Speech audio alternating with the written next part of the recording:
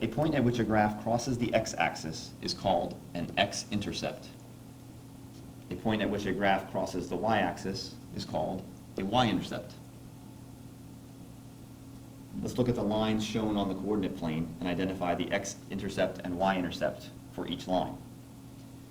First, we can see that the red line crosses the x-axis here at the point 5, 0. So we say that 5, 0 is the x-intercept of that line. We can also see that it crosses the y-axis here at the point 0, 4. So we call 0, 4 the y-intercept of the red line. Moving to the blue line, we can see that it crosses the x-axis at the point 3, 0.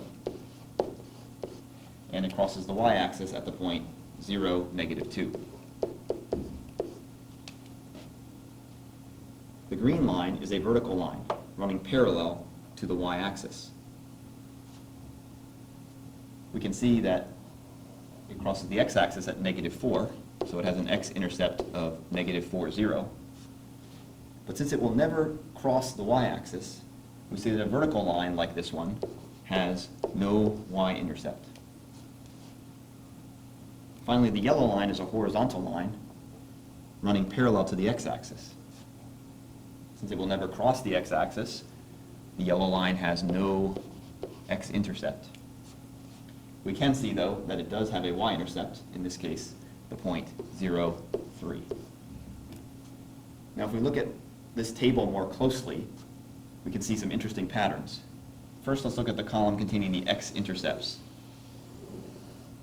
Notice that the y-coordinate of every x-intercept is the same. The y-coordinate is always 0 for an x-intercept. This makes sense because x-intercepts lie along the x-axis. Similarly, we can look at the column containing the y-intercepts, and we see that they all share the same x-coordinate. The x-coordinate of every y-intercept is 0, and this again makes sense because these points lie on the y-axis. We can make use of these facts in order to find the x and y intercepts of a line from its equation without needing to draw a graph first. So to find the x-intercept of a line, we will set y equal to 0 and solve the equation for x. To find the y-intercept of a line, we will set x equals 0 and solve for y. Let's look at some examples. In the first equation, 3x plus 2y equals 9. If we want to find the x-intercept, we simply set y equal to 0 in the equation. So we have 3x plus 2 times 0 equals 9. Note that on the left-hand side, that second term is simply 0. So we have 3x equals 9, and if we divide both sides by 3, we see x equals 3. This means the x-intercept of this line is the point 3, 0. Now let's find the y-intercept. In order to do that, we replace x in the equation with 0. So we have 3 times 0 plus 2y equals 9. In this case, the first term is 0, so 2y equals 9. Dividing both sides by 2, we have y equals 9 over 2, or in decimal form, 4.5. The y-intercept of this line is the point 0, 9 over 2. Let's look at equation number 2, x minus 5y equals 10. Once again, to find the x-intercept, we replace y with 0. This means we have the equation x minus 0 equals 10, or simply x equals 10. So the x-intercept of this line is the point 10, 0.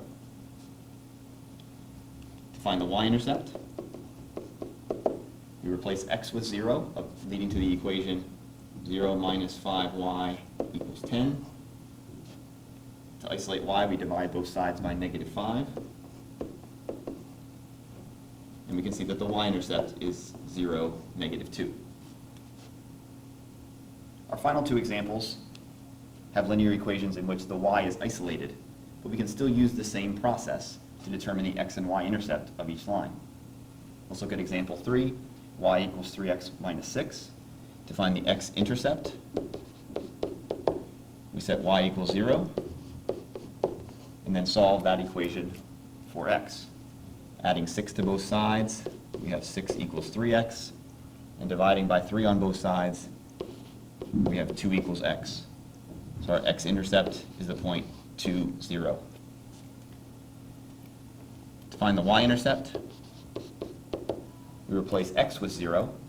In that case, we would have the equation y equals 0 minus 6, or simply y equals negative 6. So y-intercept is the point 0, negative 6. Note that because of the way the equation is written, we can see that y-intercept appearing simply as the second term on the right-hand side, negative 6. Let's look at one more example, the equation y equals 1/2 x plus 4. To find the x-intercept, we make y equal 0 and solve for x. We subtract 4 on both sides, and then to clear that fraction 1/2, we can multiply both sides of the equation by 2, and we see that the x-intercept is the point negative 8, 0. Finally, for the y-intercept, note that when we replace x with 0, the first term of the equation simply disappears. So we have y equals 4. The point 0, 4 is our y-intercept. And once again, we can see that y-intercept appearing in the equation as the second term.